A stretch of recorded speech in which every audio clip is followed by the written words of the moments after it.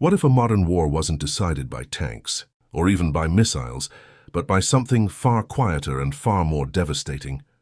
Economic pressure. In recent months, reports, online discussions, and analyst commentary have raised a controversial question. Could sustained missile attacks and constant instability slowly drain the economic confidence of an entire country?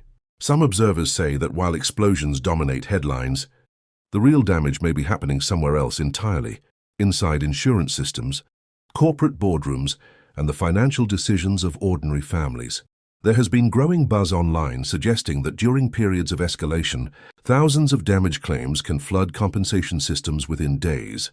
At the same time, rumors have circulated that some businesses and even residents are quietly considering leaving conflict zones until things stabilize. But how much of this is speculation? And how much reflects a deeper shift in how modern conflicts are fought? Because if even part of this is true, it could reveal a strategy that goes far beyond the battlefield. And the story starts with something that usually never makes global headlines: insurance claims. When missiles strike cities, the images that spread across the world usually show shattered buildings, damaged streets, and emergency crews racing through smoke-filled neighborhoods. But after the cameras leave, another process begins, one that can quietly grow into a massive financial storm. Every damaged apartment, every shattered storefront, and every destroyed vehicle becomes a claim. In many countries facing conflict, governments operate special compensation programs designed to reimburse civilians for wartime damage. And during periods of intense fighting, the number of claims can surge dramatically. Reports and discussions online have suggested that during some escalations, thousands of claims can be filed in a matter of days. Each one represents a family needing repairs, a business trying to reopen, or a landlord facing reconstruction costs. At first glance, these payments may seem manageable. After all, governments create these systems specifically for emergencies. But when the damage spreads across cities, and when strikes continue for weeks or months, the financial weight can grow much heavier than expected. And that's where the next crack in the system can begin to appear. Insurance systems are built on prediction. Companies calculate risks, estimate potential losses, and spread those risks across millions of policyholders. Under normal circumstances, the math works. But war changes everything. Suddenly, losses are no longer isolated incidents. Instead, thousands of claims can arrive at the same time, all linked to the same destructive event.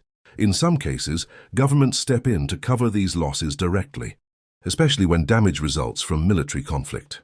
But even then, the money still has to come from somewhere, usually national budgets or emergency funds. Analysts often point out that prolonged conflict can create enormous financial strain because rebuilding costs don't appear all at once. They come in waves: a damaged apartment today, a destroyed office building next week, infrastructure repairs months later. And as these costs accumulate, financial planners begin asking difficult questions.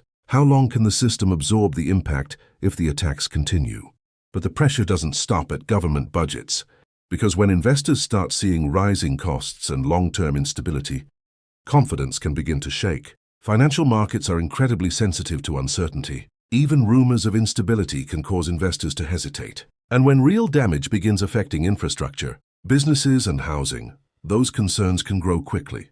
Some economic analysts have suggested that prolonged security crises can make investors nervous, not necessarily because they believe an economy will collapse, but because uncertainty makes planning difficult.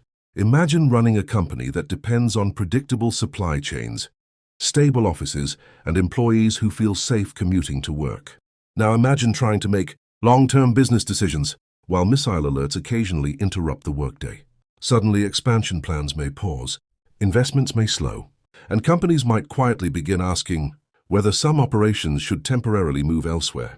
This doesn't mean businesses abandon entire countries overnight. But even small shifts in corporate planning can ripple through an economy.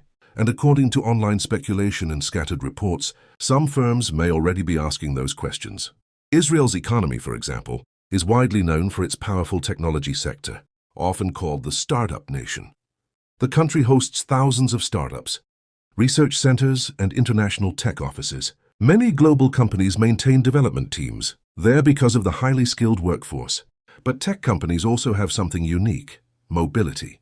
Software engineers can work remotely. Development teams can relocate faster than heavy manufacturing industries.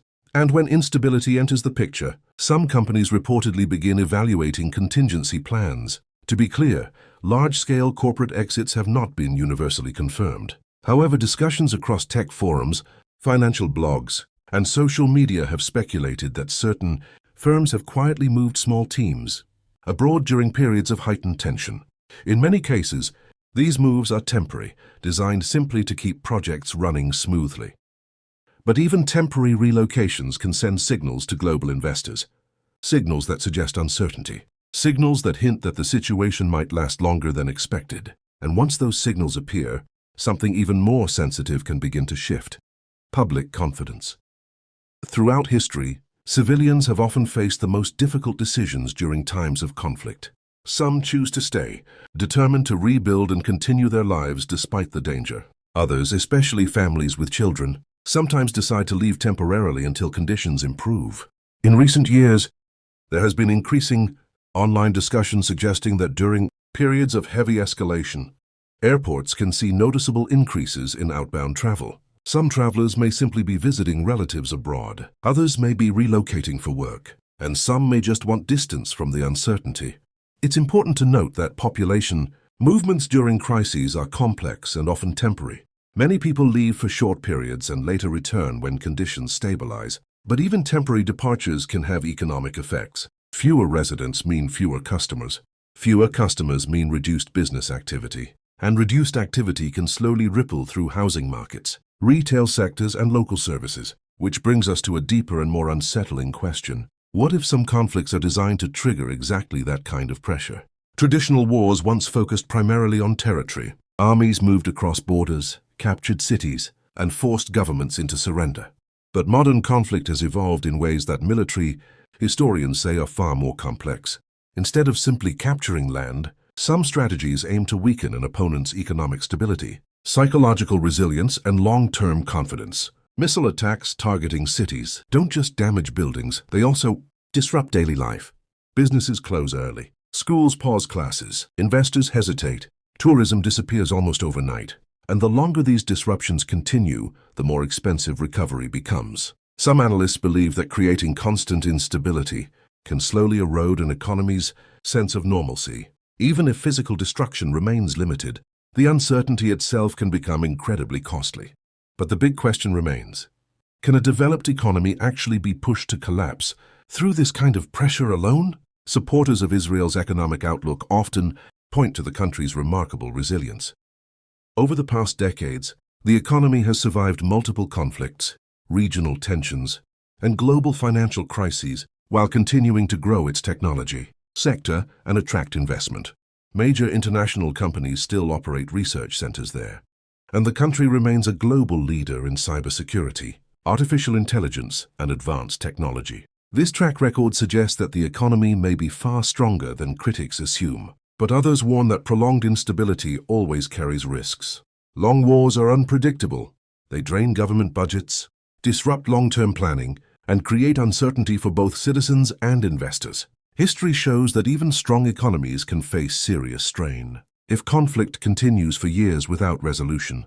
And that uncertainty is exactly why economists, governments, and investors around the world continue watching closely. Because the outcome may reveal something much larger than the fate of a single country. Modern warfare is no longer limited to soldiers and front lines.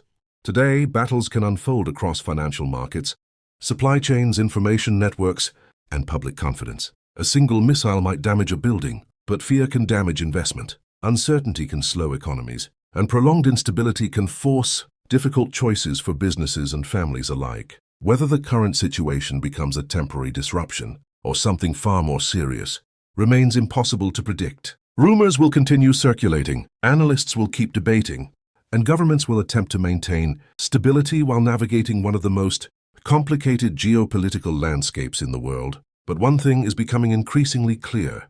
If economic pressure becomes a primary weapon in modern conflict, then the wars of the future may look very different from the wars of the past. And the most decisive battles might not be fought on the battlefield at all. They might be fought in banks, boardrooms, and the everyday decisions of millions of ordinary people.